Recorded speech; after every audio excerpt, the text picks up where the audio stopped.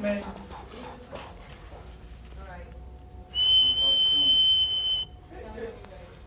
We're rolling and we're ready. So you'll stay on Paul? Yes. Yeah. Good. That'd be terrific. And if you know, if you know, you can judge it. I mean, you might even move in and out on Paul. Thank you. We have speed?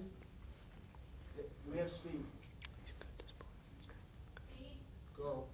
Paul, congratulations. It is a terrific film, artistically, musically.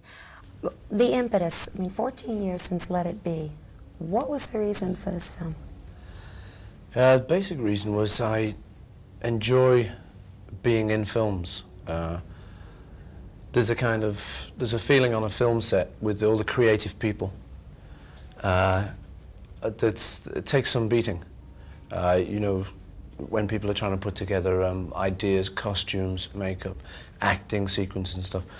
It's there's a lot of things to be decided, and if you get a buzz off being creative like that, like I do, then that's probably the major reason. Second reason is I like being pampered. Writing it. Did you wake up in the middle of the night with an idea? No, it was based on an idea that from talking to a friend of mine who produced the Sex Pistols, a British group. And he told me that once their big album, some fellow was supposed to be delivering it somewhere, and he'd lost it. And the whole project was like, you know, for a few hours, it was just almost up in smoke. And so I thought, well, I think that's quite a nice idea.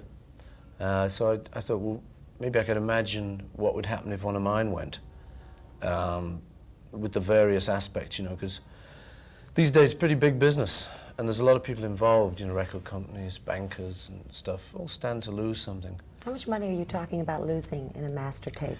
In actual fact, I don't really know. In the film, we suggested something like $5 or $6 million. I don't really know if that's true. In the case of something like Thriller, you're talking a little more. Clever casting in using George Martin and two of your friends and your driver.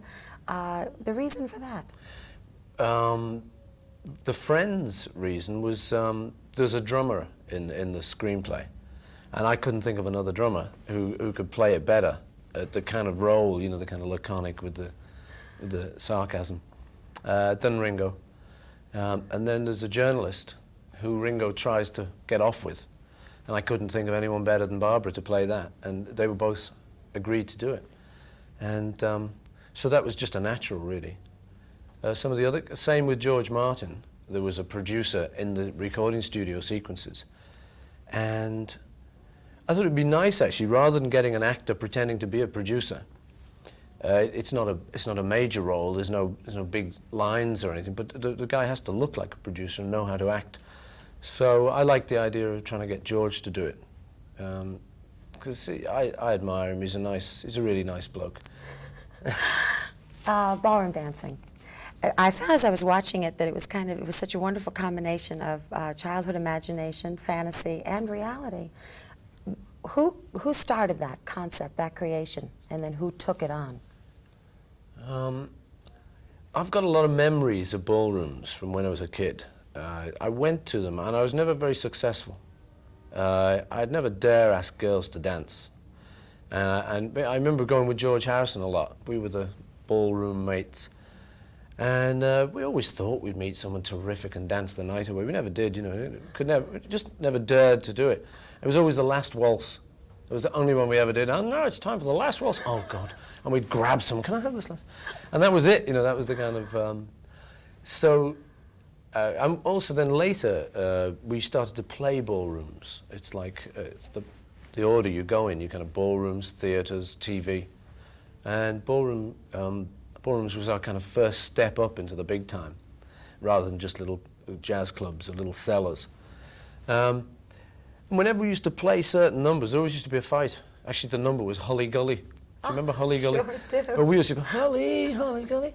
And there would someone go, thump someone, a few bottles would go, and the crates would be in there. All right, lads, stop it. Oh, yeah. And we just persevere with Hully Gully, you know. But you know it's interesting because you know better than anyone. You went from pop to pertinent. I created, well, you did. You created a Popped the curtain. subculture. And here in this sequence of ballroom dancing, you've got kids, and then you go to ballroom dancing, which the generation before the baby boom can relate to, my generation relates to, and then you get into the punk. And it's such a wonderful combination. Do you recognize that as your strength, being able to weave about 4 real generations together? I don't know, you know, they always used to say about the Beatles that we had fans from 2 to 92, and that was really true. Somehow, people never seemed to just, our fans were never just in one category. So, I don't know, maybe that's right. Maybe I can sort of play with various age groups and still make it work. I've never actually thought of it like that. Passages. Gail Sheehy wrote a book called Passages. I don't know if you've read it or not, but where you go from one phase in life to another, and life is such change.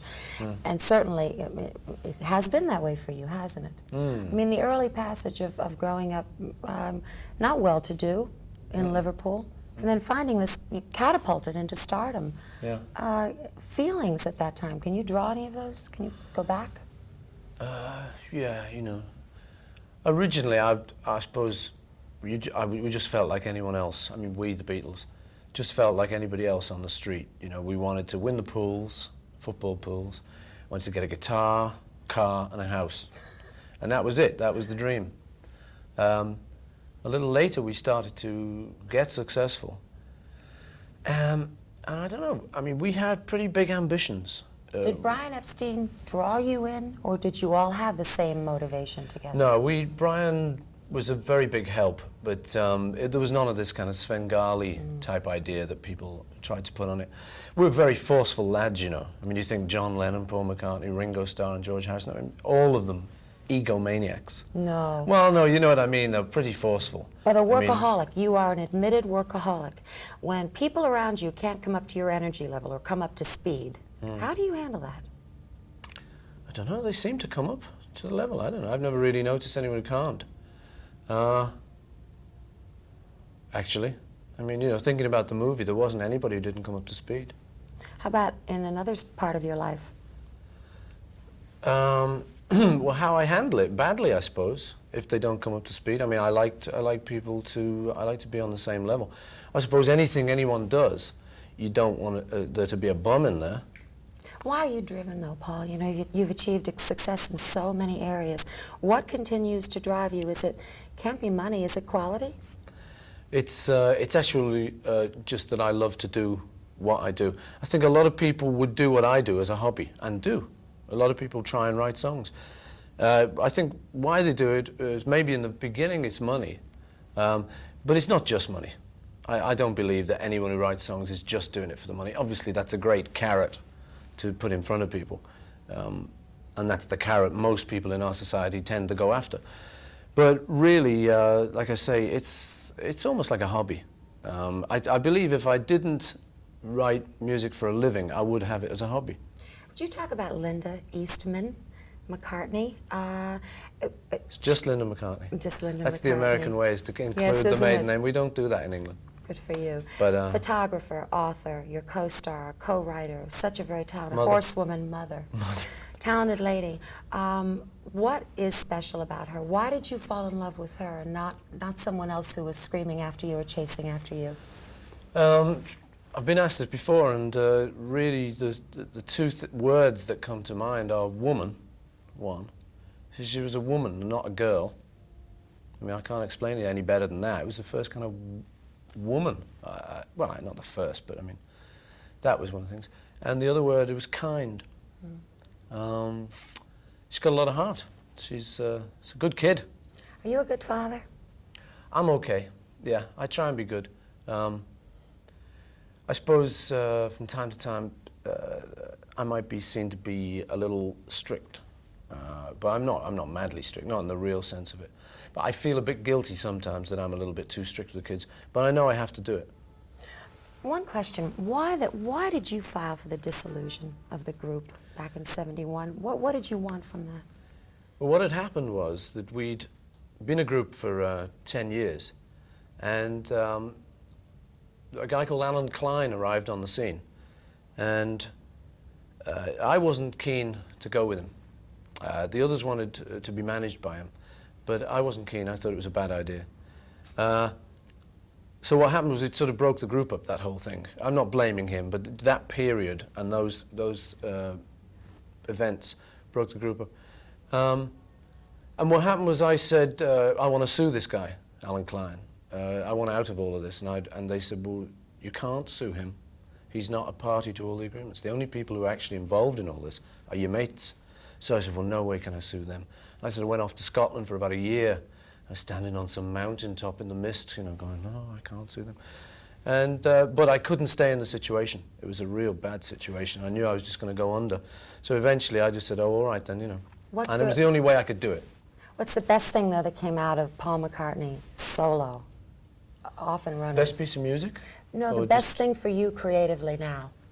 The freedom, really, I think, to do pretty much what I want to do, which is sort of everyone's dream, really.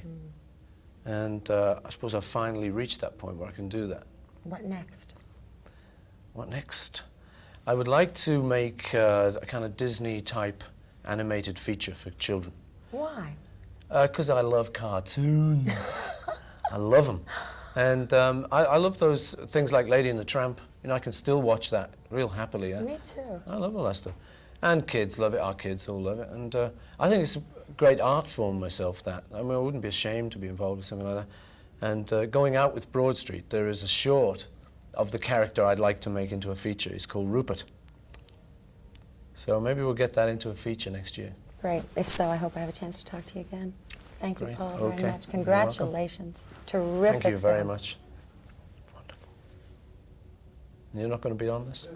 No, I would like to have followed up on just a couple of things, but that's okay. Just on Linda and the kids, for one thing, because I wanted to break it up in 5 pieces and add footage and things. But That's so much. I know. They're really Thank you good. for Okay. your time. Yeah. Thanks a lot. Yeah, I'm glad you like it. I do a lot. I think you're probably still hooked up on it.